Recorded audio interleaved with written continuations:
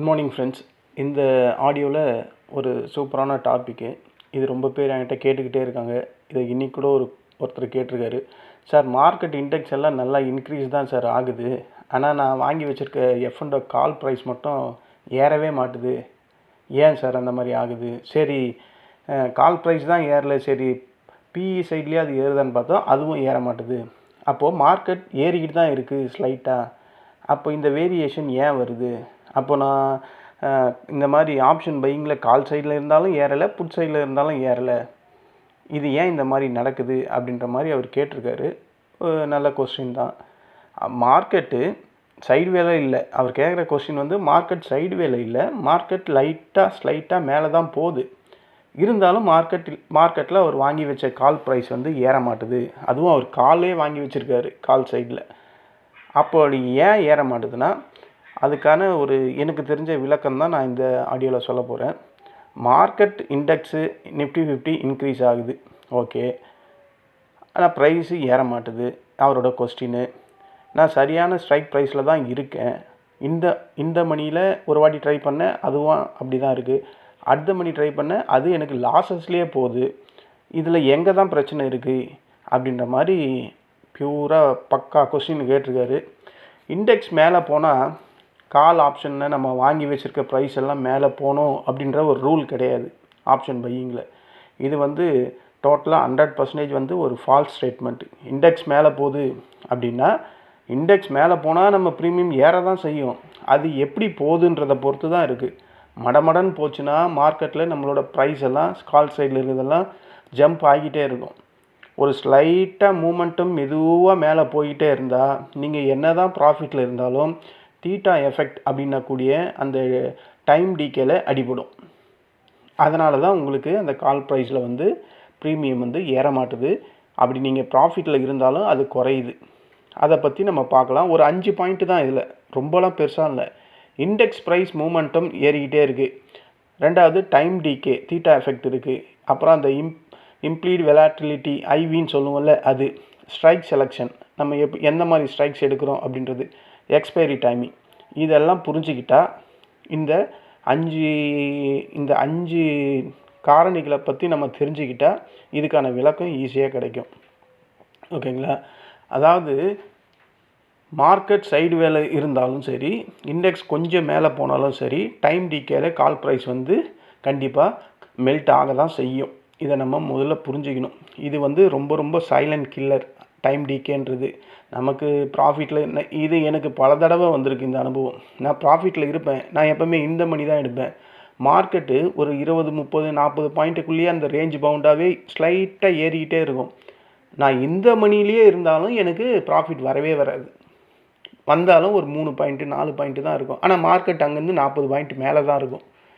So அப்போ இது கடுப்பாக தான் இருக்கும். அப்போது நம்ம எடுக்கிற ஸ்ட்ரைக் ப்ரைஸு இந்த மணியாக இருந்தாலும் மார்க்கெட்டில் பெரிய லெவலில் மொமெண்டமே இல்லை. ஸ்லைட்டாக ஏறுதே கண்டி பெரிய லெவலில் மொமெண்டம் இல்லை. அதனால் நம்மளோட கால் ப்ரைஸ் ப்ராஃபிட்டில் இருந்தாலும் லாஸஸ் அந்தளவுக்கு வராதுன்னு வச்சுங்க. ஆனால் அந்த ப்ராஃபிட்டால் ஒரு யூஸும் இருக்காது.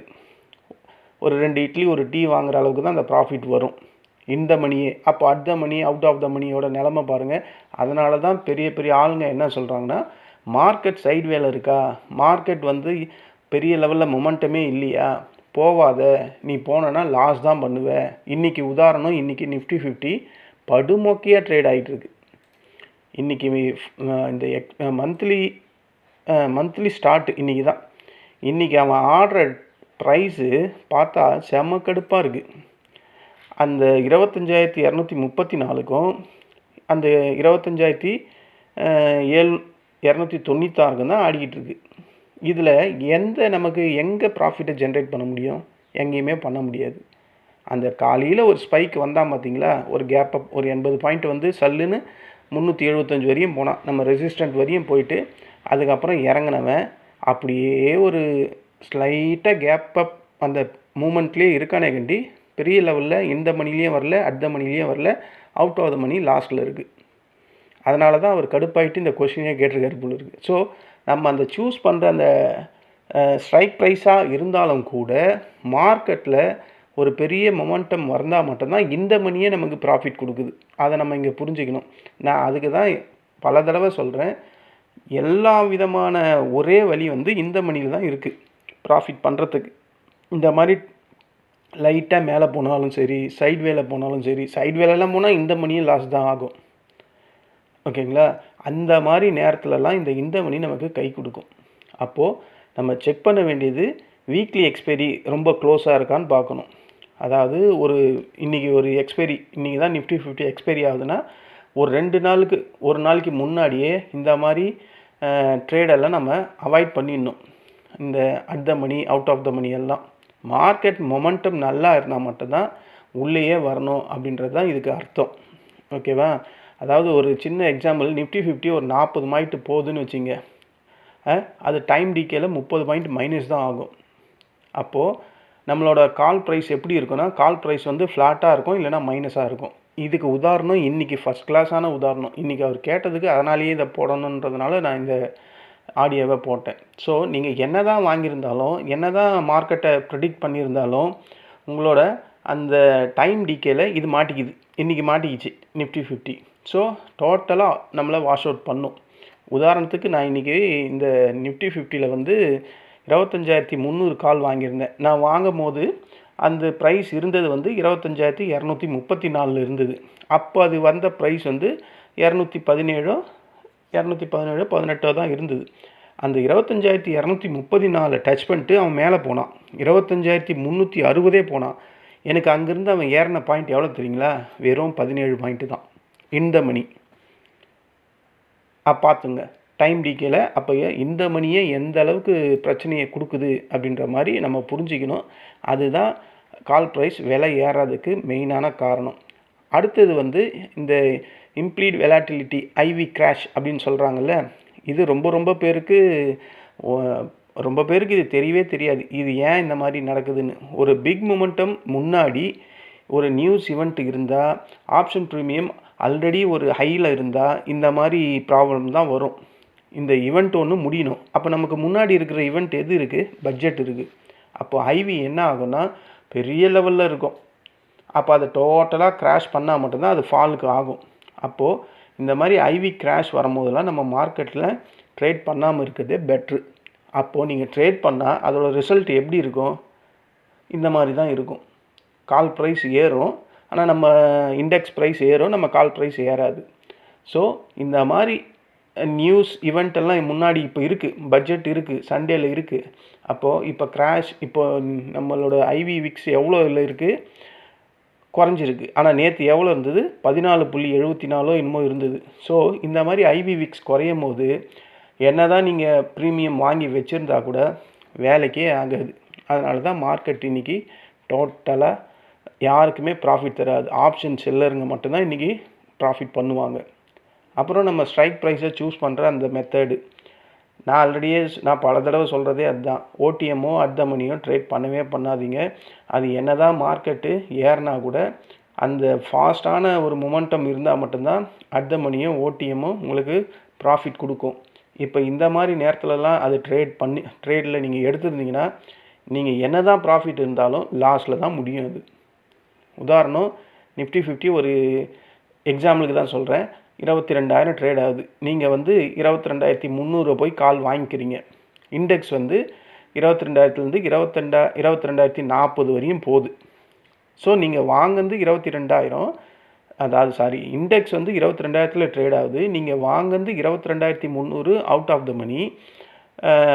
இப்போ அது ட்ரேட் ஆகுறது அங்கேருந்து ஒரு 40 பாயிண்ட் ஏறுது. ஸோ நீங்கள் வாங்குறது 22,300 ஸ்ட்ரைக் ப்ரைஸு, ஆல்மோஸ்ட்டு 40 பாயிண்ட் தான் ஏறி இருக்குது. உங்களுக்கு ஒரு பாயிண்ட்டாவது ஏறி இருக்குமான்னு கேட்டால் ஒரு பாயிண்ட்டு கூட ஏறி இருக்காது. கரெக்டாக? நீ அதை செக் பண்ணால் தெரிஞ்சிருக்கும். டோட்டலாக அந்த ஓடிஎம் என்னவா ஆயிருக்குன்னா லாஸ் தான் ஆயிருக்கும். இது இண்டெக்ஸ்லேருந்து பார்த்தா 40 பாயிண்ட் ஏறி இருக்குது. நமக்கு 40 பாயிண்ட் ஏறி இருக்கே, அப்போ நம்ம 22,300 கால் சைடில் தானே இருக்கோம். அப்போ நமக்கு ஒரு 5 பாயிண்ட்டாவது ஏறி இருக்குமேன்னு நீங்கள் போய் பார்த்தீங்கன்னா உங்களுக்கு லாஸில் தான் இருக்கும். இது அனுபவபூர்வமான உண்மை. இது பல தடவை நான் பார்த்துருக்கேன். அதனால தான் அவுட் ஆஃப் த மணியெல்லாம் எடுக்காதீங்க, அட் த மணி கூட எடுக்காதீங்கன்னு நான் பல தடவை சொல்கிற ஒரே ஒரு ரீசன் இது தான். நீங்கள் என்ன தான் முட்டி மோதினாலும் உங்களுக்கு ப்ராஃபிட் வரவே வராது. அடுத்தது எக்ஸ்பைரி டே. எக்ஸ்பைரி டே தான் மிகப்பெரிய ட்ராப்பு நமக்கு. அப்போ இண்டெக்ஸ் வெலாட்டிலிட்டி அதிகமாக இருக்கும், ஆப்ஷன் ப்ரீமியம்லாம் கனாபிடான்னு இருக்கும். அப்போ என்ன ஆகும்னா, ஏதாவது ஒரு சைடு வேலியோ இல்லை ஏதாவது ஒரு ஏற்றம் ஸ்பீடாக வந்து மார்க்கெட் அதுக்கப்புறம் சைடு ஆச்சுன்னா டோட்டலாக காலி ஆகிடும், நம்மளோட ப்ரீமியம் ஃபுல்லாகவே மெல்ட் ஆகிடும். ஸோ இந்த மாதிரி எக்ஸ்பைரி டேனாவே ட்ராப்பு தான் அர்த்தம். அதுக்கு ஆப்ஷன் பையருங்களை ட்ராப் பண்ணக்கூடிய அந்த டே தான் எக்ஸ்பைரி டே. அது சில நேரத்தில் வந்து பெரிய லெவலில் ப்ராஃபிட் ஜென்ரேட் பண்ணும், பல நேரத்தில் வந்து நம்மளை லாஸ் தான் பண்ணும். என்றைக்கோ ஒரு நாள் 5 ரூபா இருக்கிற ப்ரீமியம் வந்து 100 ரூபா போகும். அது ரெகுலராக நடந்தால் ஓகே, ரெகுலராக நடக்குது, என்றைக்கோ ஒரு நாள் மாதத்தில் ஒரு வாட்டி. ஸோ அந்த எக்ஸ்பைரி டேலெல்லாம் என்ன நடக்கும்னா, கால் ப்ரீமியம் வந்து ஸ்பீடாக மெல்ட் ஆகும். உங்களுக்கு இண்டெக்ஸ் ப்ரைஸு நிஃப்டி 50 ஏறலைன்னா மார்க்கெட்டு அந்த சைடு வேலையே போனால் கூட உங்களோட ப்ரீமியம் வந்து டோட்டலாக கரைஞ்சிக்கிட்டே இருக்கும். ஸோ அந்த இடத்துல நீங்கள் என்ன மாதிரி ஸ்ட்ரைக் ப்ரைஸை எடுத்தாலும் வேஸ்ட்டு தான். இந்த மணி எடுத்தாலும் வேஸ்ட்டு தான், அடுத்த மணி எடுத்தாலும் வேஸ்ட்டு தான், அவுட் ஆஃப் த மணி எடுத்தாலும் வேஸ்ட்டு தான். ஸோ டோட்டலாக இந்த எக்ஸ்பைரி டேன்றது ஒரு மேனிப்புலேஷன், செல்லர்ஸ் எல்லாம் பண்ணி வச்சுக்கிற ஒரு இது தான். அதை மீறி நம்மளால் ஒன்றுமே பண்ண முடியாது. ஆனால் மார்க்கெட்டில் திடீர்னு ஒரு பெரிய லெவலில் மொமெண்டம் வந்தால் எல்லாரையும் தூக்கி சாப்பிட்ரும். அப்போ யார் சரியான அடி வாங்குவாங்கன்னா ஆப்ஷன் செல்லர்ஸ் அடி வாங்குவாங்க. அது எப்போது ஒரு வாட்டி தான் நடக்குது. அதனால தான் ஆப்ஷன் செல்லர்ஸ் எப்போவுமே வந்து வின்னிங் ப்ராபபிலிட்டி அதிகம்னு எல்லா யூடியூப்லேயும் சொல்லுவாங்க. ரியல் ப்ராக்டிக்கல் லைஃப்பில் நிஜமும் அதுதான். ஏன்னா அவங்களுக்கான வாய்ப்புகள் அதிகம் மார்க்கெட்டில். என்றைக்குமே மார்க்கெட் ஏறிக்கிட்டே இருக்காது, என்றைக்குமே மார்க்கெட் இறங்கிக்கிட்டும் இருக்காது. அப்போ மார்க்கெட்டோட 65-70% எப்படி இருக்குன்னா, ஒரு சின்ன மொமெண்டம் இருக்கும் ஆனால் சைட் வேலியே இருக்கும், இல்லை ஒரு சின்ன மொமெண்டம் டவுன் சைடில் இருக்கும் ஆனால் சைட் வேலியே இருக்கும். இன்றைக்கி மார்க்கெட் இருக்குல்ல நிஃப்டி 50 ஒரு சின்ன மொமெண்டம் மேலே இருக்குது, ஆனால் மார்க்கெட் மொமெண்ட் அப் சைடில் இருந்தாலும் நம்ம வாங்கின ப்ரீமியம்லாம் ஏறவே இல்லை. ஸோ இதுதான் ஃப்ரெண்ட்ஸ் நான் ஃபைனலாக சொல்கிறது. நீங்கள் என்ன தான் கால் ப்ரீமியம் ஏறலை அப்படின்னாலும் இந்த 5 மட்டும் நம்ம எப்போவுமே பார்க்கணும். டைம் டிகே எப்படி இருக்குதுன்னு பார்க்கணும், விக்ஸ் கிராஷ் நடக்குதான்னு பார்க்கணும், தப்பான ஸ்ட்ரைக் ப்ரைஸ் எடுத்துட்டோமான்னு பார்க்கணும், எக்ஸ்பைரி டே வந்து ரொம்ப க்ளோஸாக இருக்கான்னு பார்க்கணும், என்ட்ரி டைம் வந்து கரெக்டாக நம்ம எடுத்துருக்கோமா, எந்த ஸ்ட்ரைக் ப்ரைஸில் எடுத்தோம் அப்படின்ற மாதிரி பார்க்கணும். இது எல்லாம் பார்த்தா ஓரளவுக்கு நம்ம ப்ராஃபிட்டில் வெளியே வரலாம். ஆனால் மார்க்கெட் டோட்டலாக சைட் வேலை இருந்தாலும் கூட நீங்கள் இந்த மணியை எடுத்தாலும் ப்ராஃபிட் பண்ண முடியாது. இதுதான் நான் அவருக்கு சொல்ல வேண்டிய ஒரு அட்வைஸ். ஏன்னா அவர் கேட்ட நேரமும் இப்போ நடக்கிற நிஃப்டி 50 இந்த நேரமும் வந்து கரெக்டாக செட் ஆகிருக்கு. அதனால தான் அவருக்கு வந்து கால் சைடில் இருந்தாலும் லாஸ் வருது. லாஸு இன்னும் வரல, பட் ப்ரீமியம் என்னோடய லாஸ் வந்து குறைஞ்சிக்கிட்டே இருக்குது அப்படின்றாரு. இதுக்கு தான் அதுக்கான ரீசன். ஸோ இதை புரிஞ்சுக்கிட்டு இனிமேலாவது at the money out of the மணிலாம் எடுக்காதீங்க. At the money out of the money எப்போ எடுக்கணும்னா, மார்க்கெட் பெரிய லெவலில் மொமெண்டம் இருக்கும்போது நீங்கள் எந்த ஒரு ஸ்ட்ரைக் ப்ரைஸ் எடுத்தாலும் மேலே தான் போகும். அது ரொம்ப லாங்காக இருக்கிற அவுட் ஆஃப் த மணி எடுத்தால் கூட ஒரு 20-30 பாயிண்ட் ஏறும். பெரிய லெவலில் மொமெண்டம் இருக்கணும். இந்த மாதிரி இந்த மாதிரி பட்ஜெட் நியூஸை வச்சுக்கிட்டு விக்ஸ் வந்து ஹை லெவலில் இருக்கும்போது மார்க்கெட் இப்படி தான் இருக்கும். ஏன்னா இருக்கிற ப்ரீமியம் ப்ரைஸ் எல்லாம் போய் பார்த்தீங்கன்னா ஹெவியாக இருக்குது. ஒரு மந்த்லி எக்ஸ்பைரி முடிஞ்சு இன்றைக்கி ஸ்டார்ட் ஆகுது. இன்றைக்கி போய் நிஃப்டி 50 இருக்கிற ஒவ்வொரு ஸ்ட்ரைக் ப்ரைஸ் பார்த்தாலும் அநியாயத்துக்கு இருக்குது. 270 இருக்குது, 310 இருக்குது. எதுவுமே அந்த 100க்கு கீழேயோ இல்லை 150 கீழேயோ இல்லை. அப்போ பார்த்துங்க. அப்போ இதெல்லாம் என்னென்னா ட்ராப்பு தான், ஆப்ஷன் பையரை பிடிக்கிறதுக்கான ட்ராப்பு. ஆசைப்பட்டு நீங்கள் போய் 200 ஒரு கால் ப்ரைஸ் வாங்குவீங்க. அட் த மணியே 200 இருக்குது. அப்போது இந்த மணியெல்லாம் எவ்வளோ இருக்கும்? 300-350 இருக்கும். அங்கே போய் வாங்கினா மார்க்கெட் இந்த மாதிரி இருந்தால் அப்போ இந்த விக்ஸ் கிராஷ் ஆகும்போது என்ன ஆகுன்னா உங்கள் ப்ரீமியம் வந்து மெல்ட் ஆகிக்கிட்டே தான் இருக்கும். இதுதான் அவர் கேட்டதுக்கான ஒரு விளக்கம். இந்த ஆடியோ உங்களுக்கு புதுசாக இருக்க உங்களுக்கு இதே மாதிரி குழப்பம் இருந்தால் இது உங்களுக்கு ஹெல்ப்ஃபுல்லாக இருக்கும்னு நம்புகிறேன். இந்த ஆடியோ உங்களுக்கு பிடிச்சிருந்தா என்னோடய சேனலை சப்ஸ்கிரைப் பண்ணுங்கள். நம்ம வேறு ஒரு